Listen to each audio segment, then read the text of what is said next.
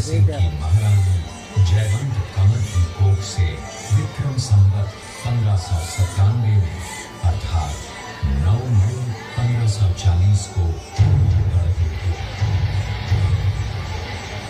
बाल्यकाल चित्तौड़गढ़ में गुजरा। सन 1567 में अकबर ने जब चित्तौड़गढ़ पर आक्रमण किया तो मेवाड़ के प्रमुख सरदारों और सेना नायकों के आग्रह पर महाराणा उदय सिंह ने चित्तौड़गढ़ छोड़ दिया। अपने देश, कुल, गौरव और मातृभूमि की मर्यादा के लिए प्राण न्योछावर करने वाले योद्धाओं और लड़नाओं से प्रताप ने न केवल सीख ली बल्कि ये घटना उनके जीवन का आधार बन गई। फरवरी 1573 को महाराणा उदय सिंह का देहांत हुआ। प्रताप की ज्येष्ठता और योग्यता को ध्यान में रखते हुए सरदारों ने उनको राजगद्दी पर आसीन किया। होली के दिन उनका गोविंदा में राज तिलक हुआ। उस समय तक लगभग सभी राजाओं ने अकबर की अधीनता स्वीकार कर ली थी। एकमात्र महाराणा प्रताप ने अपना मस्तक अकबर के आगे नहीं झुकाया। प्रताप मुगलों से लोहा लेने की तैयारी में जी जान से जुट गए। 18 जून 1576 की सुबह हल्दी घाटी और खमनोर के मध्य एक मैदान में ऐतिहासिक युद्ध हुआ। महाराणा प्रताप की सेना गोगुंदा से हल्दी घाटी पहुंची, जबकि सेनापति मानसिंह के नेतृत्व में मुगल सेना ने हल्दी घाटी के ठीक नीचे मैदान में अपना मोर्चा जमाया। मुगल सेना के हरावल दस्ते द्वारा घाटी में घुसपैठ करने के प्रयास की प्रतिक्रिया स्वरूप महाराणा प्रताप की सेना मुगलों पर टूट पड़ी।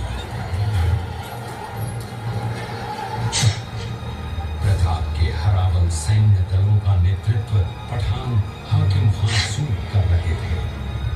भीरू राणा, जो राणा पूंजा के नाम से भी जाने जाते हैं, उनके नेतृत्व में भील आदिवासियों ने गोरिल्ला पद्धति से युद्ध करते हुए मुगलों के छक्के छुड़ा दिए।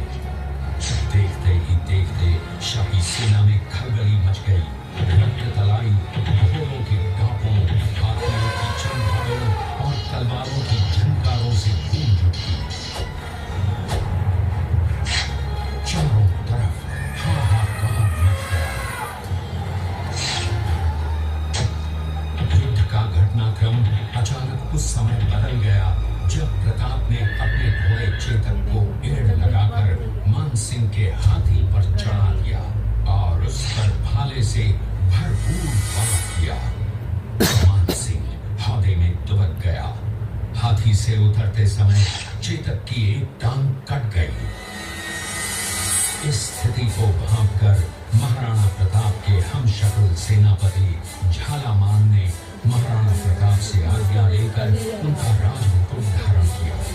मुगल सेना झालामान को महाराणा प्रताप समझकर उन पर टूट पड़ी और झालामान शहीद हो गए। उधर चेतक ने अपने स्वामी को 5 किलोमीटर तक 3 टांगों पर ही लेकर एक बरसाती नाले को पार किया।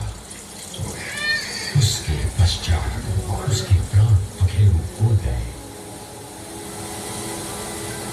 इस युद्ध से महाराणा प्रताप के मन पर गहरा प्रभाव पड़ा।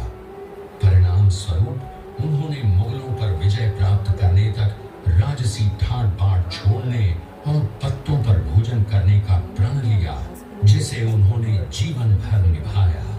महाराणा प्रताप ने अपना सैन्य बल बढ़ाकर सर्वप्रथम अरावली पर्वत की घाटियों में बसे दिवेर पर चढ़ाई कर विजय प्राप्त की।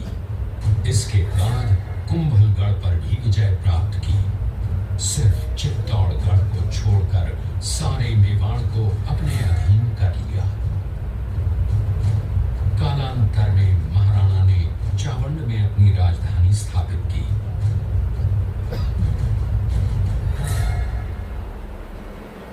19 जनवरी 1597 को राणा प्रताप ने मात्र 57 वर्ष की आयु में इस संसार से प्रयाण किया।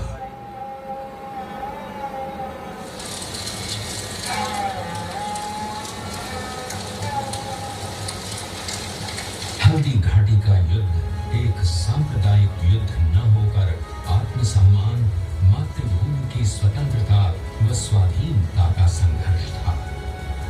इसका प्रमाण ये है कि जहां पर अकबर की सेना के सेनापति जयपुर के राजा मानसिंह थे, वहीं पर महाराणा प्रताप की सेना के सेनापति काबुल के हाकिम खां सूर थे। महाराणा प्रताप स्वतंत्रता की वेदी पर एक ऐसा अंगारा था जो आत्मसम्मान व देश गौरव के लिए दिन रात जलता रहा। धधक